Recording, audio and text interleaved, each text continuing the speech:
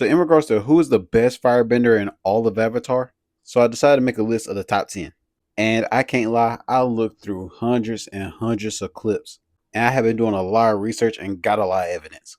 And in all honesty, to start things off at number 1, aka the number 1 firebender in all of Avatar, it's simply Uncle Iroh. And by the way, this is all like firebenders that are non-avatars, by the way.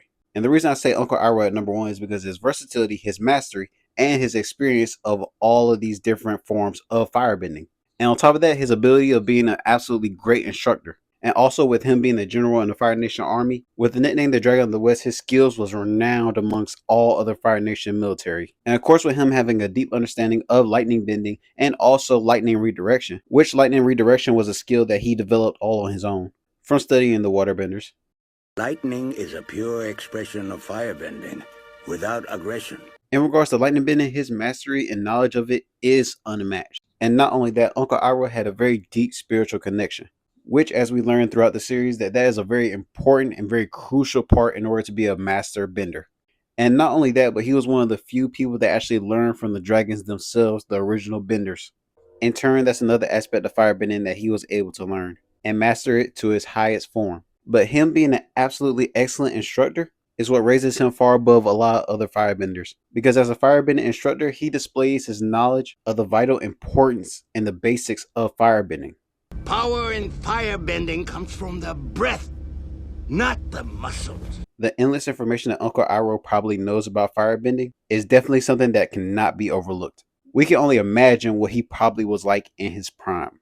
The energy extends past your limbs and becomes fire. Plus, we know if Uncle Iroh looked like this for most of the series, we wouldn't be questioning how powerful of a firebender he actually is. But based off of the information I found, he's number 1. Coming in at number 2 for the second best firebender in all of Avatar based off research is Rangi. Rangi? I'm just going with Rangi. Just work with me here, alright? Because I heard the creators go back and forth with the pronunciation, so I'm trying my best. But she is clearly number 2 as the second best firebender in all of Avatar. She has trademarked so many different firebending styles, and her versatility with firebending should not be overlooked. For those people that don't know, she is Avatar Kyoshi's love interest, and also her firebending instructor. And for the new people, imagine Azula times 100. There you go. She was an officer in the Fire Nation army. She trademarked jet propulsion under her feet, which some of y'all basically know as her basically flying with fire under her feet. And as I said before, she trained Avatar Kyoshi, arguably one of the strongest avatars in the entire series. She was great at hand-to-hand combat, swordsmanship. Basically, she had mastery of almost every combat form along with firebending. And that's why she's number 2. Coming in at number 3 is Fire Lord Sozin. And I know a lot of people are going to be confused and say, what? And they're judging him based off of him attacking a fully fledged Avatar Roku. So of course it's going to seem child's play. And his firebending prowess has to be on another level because he is the one that is responsible for starting the dragon hunting. So for him battling dragons where dragons was probably very prevalent, your firebending had to be something serious. Because hunting and killing one is how someone would gain honor. But back to his bending. When he helped Roku on that volcano, he did a bending form that we kind of don't see. But at the same time, we kind of do see.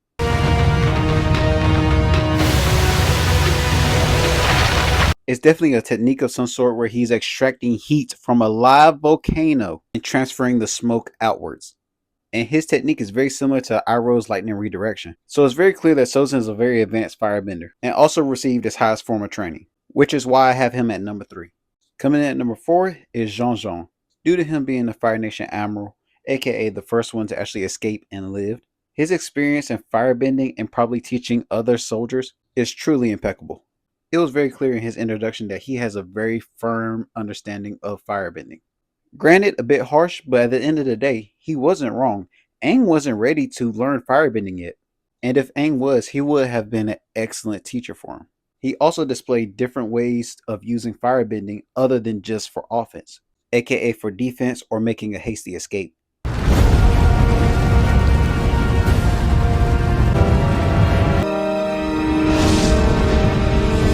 And Jeong Jeong was very in touch with the spiritual aspect of firebending, even though he didn't have an encounter with the original firebenders. But his mastery, skill, versatility, and understanding of firebending is why I have him at number 4. And I know. Man, this is some bullshit! Boo this man! And coming in at number 5 for top 10 firebenders in all of Avatar is Zuko. Okay, hear me out. Hear me out. I'm talking about the very end Zuko, like in the comments Zuko. Leaking a little bit into Legend of Korra Zuko. Like that's Zuko. Because not only did Zuko grow into an excellent instructor, but he was able to understand different aspects of firebending, aka jet propulsion with his feet and hands, of course, as well as his handy dandy lightning redirection ability.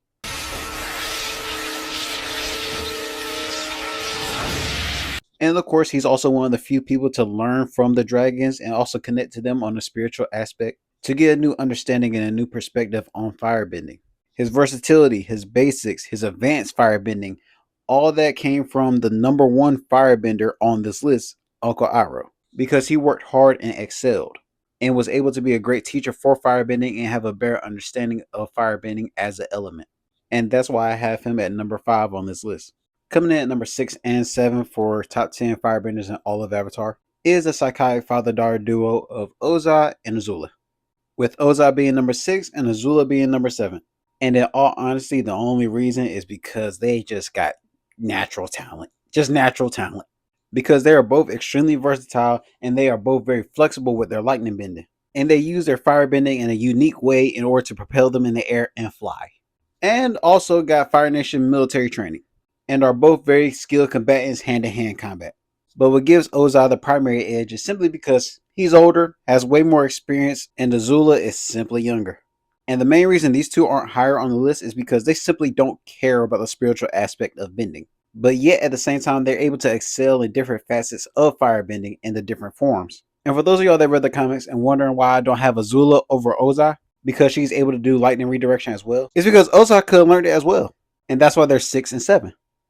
Coming in at number 8 is General Iroh, Part 2, Zuko's grandson, aka military trained, also extremely versatile in his bending forms. As a matter of fact, he has underrated firebending forms if you ask me. It is very clear that he was properly trained in the far advanced styles of firebending, especially with how versatile he is. Well, I figured he would be since, he's a general. And of course, his combat experience is absolutely top tier. But him being able to switch between lightning and firebending incredibly easily is a very skillful feat, along with catching yourself in the air and flying off like you're Iron Man. So just like his crazy great grandfather and his crazy great aunt, he is incredibly skilled and talented. But clearly with the work ethic and the determination of Zuko, which is why I have him at number 8. And since he's a general, there's a good possibility that he's a great instructor as well, based off his personalities and pure assumption. So coming in at number 9, I had to say Mako. Now hear me out. The only reason I didn't say plea is simply because Mako is a pro bending fighter with versatility of lightning bending and fire bending. The only reason he doesn't appear as a stronger firebender is because of the crappy writing. But other than that, Mako is extremely versatile with his firebending, so he has a definite clear understanding on the different ways he's able to use his firebending. And even though I crack a lot of jokes on Mako, he still displayed one of the strongest feats of lightning I have seen in Avatar, aka when he used lightning bending to destroy the core of the giant unnecessary robot in season 4. In all honesty, in my opinion, they should have switched out General Iroh 2 for Mako. Because if we're being honest, Mako should be doing the same stuff General Iroh II can, especially with his fighting experience. So I'm going to have to put him at number 9. And finally coming in at number 10 is both Combustion benders. And I was really trying to fight for her. I was literally watching season 3 of Korra over again today. And in all honesty, other than the dragon feat,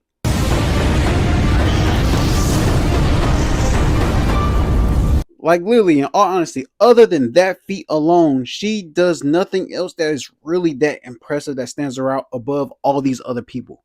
And combustion benders are already on a low level simply because they just use combustion bending. It's clearly not that versatile. It's very unique and rare, but versatile, no.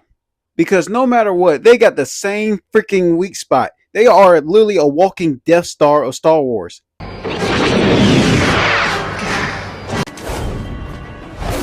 Like the only difference is Please a tall glass of water that does multiple flips and hangs out with a gang. Meanwhile, Sparky Moon Man does all his jobs on his own. Trust me, I like Plea. But sadly, they're going to have to stay at number 10. Hello, Zuko here. And if you like that video, make sure you like, comment, and subscribe. And also let me know what you think the next video should be based off of. Because like I say at the end of all my videos, I read every comment and I make sure that y'all are heard. Because I'm trying to get to 50K by the end of the year, I would love to have your support and hear more about your ideas. I hope you're able to apply these words in your everyday life. And Lily, thanks for watching. Oh, and a reminder, drink water. Perfection and power are overrated. I think you are very wise to choose happiness and love